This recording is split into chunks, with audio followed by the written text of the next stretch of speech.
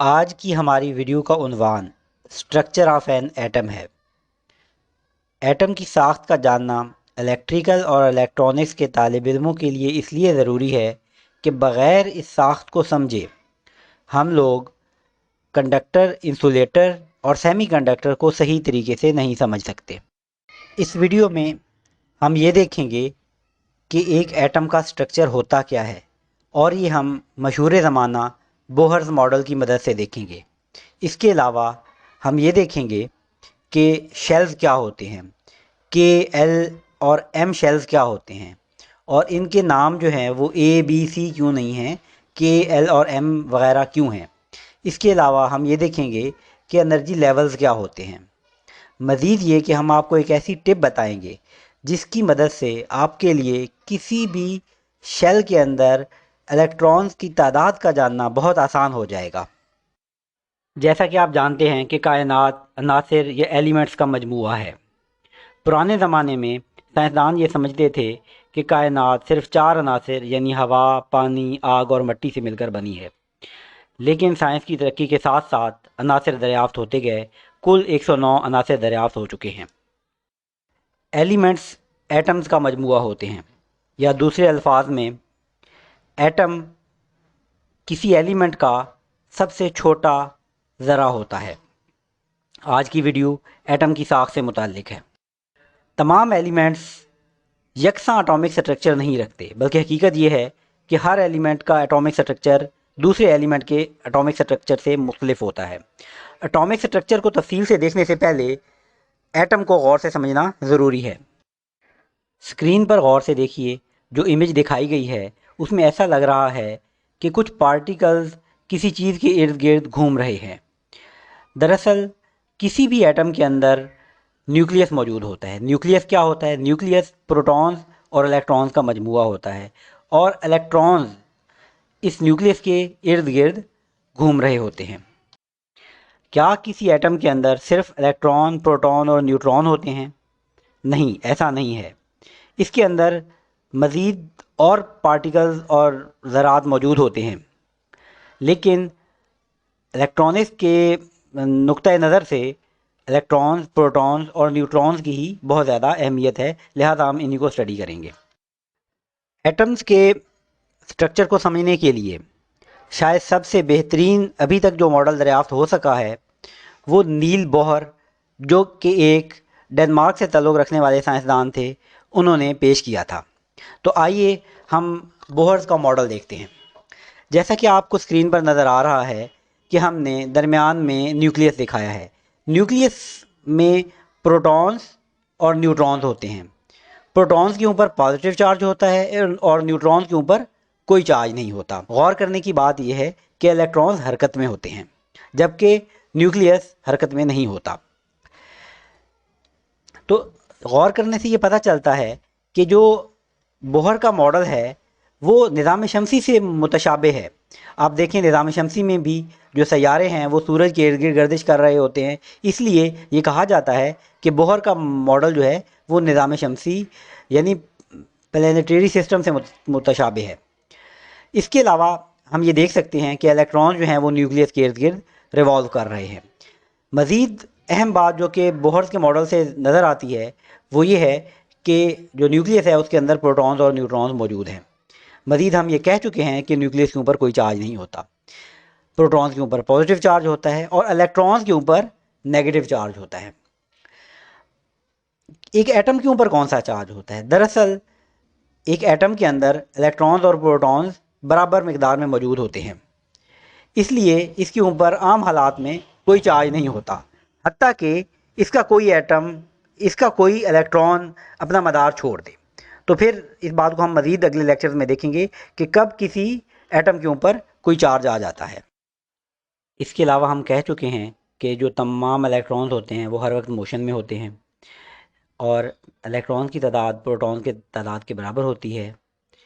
इसके अलावा एक बहुत अहम चीज़ जो कि जौहर बोहर का मॉडल बताता है कि जो हमारे पास इलेक्ट्रॉन्स होते हैं वो शेल्स में गर्दिश कर रहे होते हैं और जो शेल सबसे करीब होता है इस शेल की एनर्जी सबसे कम होती है और जैसे जैसे मदार न्यूक्लियस से दूर होते जाते हैं हम कहते हैं कि ये ज़्यादा एनर्जी वाले मदार हैं। जो सबसे करीब वाला मदार होता है उसको के शेल कहते हैं, उसके बाद वाले शेल को एल शेल कहते हैं। इसी तरीके से एम एन ओ, ये इस बात पर इन्हिसार करता है कि इस एटम का एटम नंबर क्या है, यानी जितने ज़्यादा इलेक्ट्रॉन्स होंगे या एटम नंबर जितना ज़्यादा होगा उतने ज़्यादा शेल होंगे। एक बात पर गौर करने की ज़रूरत है कि शेल के नाम के एल एम क्यों हैं, ए बी सी से क्यों नहीं शुरू होते। इस बात का जवाब ये है कि एक साइंसदान थे जिनका नाम था चार्ल्स बर्कला, जो कि इंग्लिस्तान से ताल्लुक़ रखते थे। इन्होंने एनर्जी लेवल्स और इन शेल्स के ऊपर बहुत काम किया, जिसकी वजह से इन्हें नोबेल प्राइज़ भी मिल चुका है। चार्ल्स बर्कला ने ही इन शेल्स का नाम के से शुरू किया था और उसकी वजह उन्होंने ये बताई कि मुस्तकबिल में मुमकिन है कि मज़ीद डिस्कवरीज़ हों और ऐसे शेल्स दरियाफ़्त हों जिनका एनर्जी लेवल के एनर्जी शेल से भी कम हो। तो उसके लिए रूम रखने के लिए उन्होंने जो शेल्स हैं उनका नाम के से शुरू किया, ना कि ए से शुरू किया। अभी हम ये देखते हैं कि हमारे पास एक ऐसा तरीक़ाकार मौजूद है जिसकी मदद से अगर हमें एटॉमिक नंबर पता हो, किसी भी एलिमेंट का एटॉमिक नंबर पता हो और हमें ये पता हो कि हम किस शेल के अंदर इलेक्ट्रॉन की तादाद दरियाफ़्त करना चाहते हैं, तो इस तरीक़ाकार की मदद से हम ये जान सकते हैं। आम तौर पर हमें इस तरह के मसाइल दरपेश होते हैं कि कॉपर जिसका एटॉमिक नंबर 29 है, इसके तमाम शेल्स के अंदर इलेक्ट्रॉन्स की तादाद बताएं। एटम के शेल्स में इलेक्ट्रॉन की तादाद जानने के लिए एक बहुत मशहूर फार्मूला मौजूद है जिसे 2n की पावर 2 कहा जाता है। यानी अगर आपको शेल का नंबर पता है, यानी पहला शेल है, दूसरा शेल है, तीसरा शेल है, तो आप इस फार्मूले में n को उस नंबर से बदल दें। जैसा कि अगर तीसरा शेल है तो n की जगह हम 3 लिख देंगे, तो फार्मूला हो जाएगा 2 मल्टीप्लाइड बाई 3 की पावर 2। तो इस फार्मूले से हम आम तौर पर किसी भी शेल के अंदर इलेक्ट्रॉन की तादाद मालूम कर लेते हैं। लेकिन आपकी इतला के लिए अर्ज़ है कि तमाम सूरतों में सिर्फ ये फार्मूला कारआमद नहीं होता, बल्कि इसके साथ साथ हमें इन 2 टिप्स का जानना भी ज़रूरी है कि हम किस तरह हम मुकम्मल तौर पर ये जान सकते हैं कि कौन से शेल में इलेक्ट्रॉन की तादाद कितनी है। ये अभी जो हमने बात कही है इसको हम मिसालों की मदद से समझते हैं। देखिए हमारे पास एक एलिमेंट मौजूद है जो कि कापर है।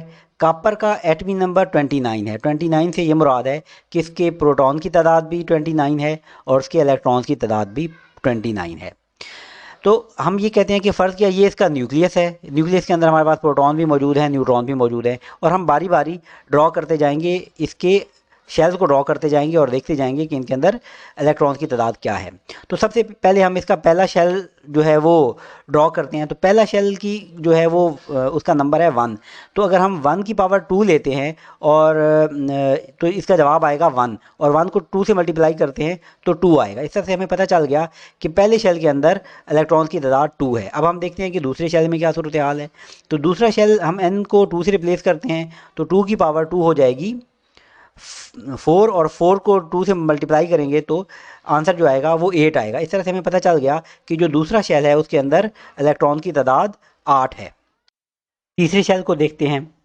अगर हम n को 3 से रिप्लेस करें तो 3 की पावर 2 बनेगी 9, और 9 के 2 को 2 से मल्टीप्लाई करेंगे तो बनेगा 18। तो हमने तीसरे शेल के अंदर 18 इलेक्ट्रॉन रख दिए। अभी हम ये देखते हैं कि टोटल इलेक्ट्रॉन हमारे पास कितने थे। टोटल थे हमारे पास 29, और अभी कितने इलेक्ट्रॉन हमने उसके मदारों में प्लेस कर दिए हैं। तो आखिरी में हमने 18 किए हैं, और इसमें 2 थे। 18 और 2 हो गए हमारे पास 20, और इसमें 8 प्लेस किए हैं, टोटल हो गया 28। अब एक इलेक्ट्रॉन बच गया है। तो आखिरी मदार के अंदर हम कितने इलेक्ट्रॉन प्लेस कर सकते हैं, क्योंकि हमारे पास है ही एक, लिहाजा हम एक इलेक्ट्रॉन ही प्लेस करेंगे। तो ये जो कापर का केस था इसमें हमने सिर्फ इस फार्मूले की मदद से हमने तमाम मदारों के अंदर उनके इलेक्ट्रॉन की प्लेसमेंट कर ली, और हमें इस टिप की ज़रूरत अभी तक नहीं पड़ी। फार्मूले को मज़ीद समझने के लिए हम एक और मिसाल देखते हैं। देखिए हमारे पास एक और एलिमेंट मौजूद है जिसको कैडमियम कहते हैं। कैडमियम का जो एटमी नंबर है या एटम नंबर है वो 48 है, यानी कि इसके अंदर 48 इलेक्ट्रॉन्स मौजूद हैं।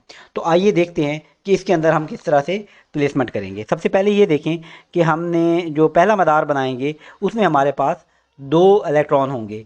आपके सामने फार्मूला मौजूद है। हमने n को 1 से रिप्लेस कर दिया तो हमारे पास जो k शेल था उसके अंदर 2 इलेक्ट्रॉन हमने प्लेस कर दिए। अब आइए हम अगले मदार को देखते हैं। अगले मदार के अंदर हमने कितने इलेक्ट्रॉन प्लेस किए, क्योंकि दूसरा मदार था तो 2 की पावर 2 4 और 4 multiplied by 2 is equal to 8। तो एल मदार जो था उसके अंदर हमने 8 इलेक्ट्रॉन प्लेस कर दिए। आइए तीसरे मदार को देखते हैं।